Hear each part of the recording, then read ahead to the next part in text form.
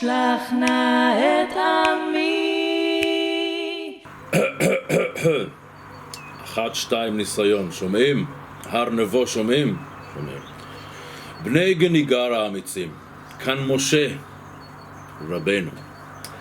רגע לפני שפסח מתחיל, כן, הוא מתחיל. אני יודע שאתם תקועים אי שם בפורים ושהזמר במסכה עוד עושה חזרות, אבל כן, פסח בפתח. ואני רוצה לעשות לכם קצת גוד טיים, ימים של מלחמה, קצת גוד טיים שיהיה לנו.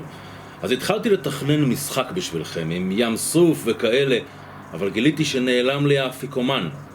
ואתם יודעים איך זה בגילי, שאני לא לוקח את הוויטמין B6, הזיכרון שלי קצת מאבד אותי. בכל מקרה, על פן וכיף לא מוותרים. רוצים למצוא אותו? יצמדו להוראות. זכרו שהביטחון קודם לכל. אתם תמיד צמודים למרחב המוגן במקרה שיש התראה, ואם יש אזעקה, נכנסים מיד פנימה.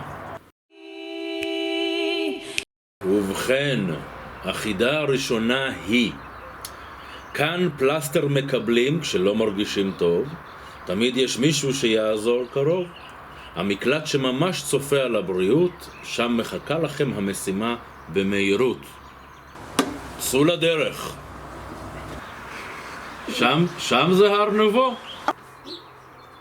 אני חוזר. שיחה עם אלוהים ואני חזרתי. צוות האל אמור נא לו, שלח נא את עמי.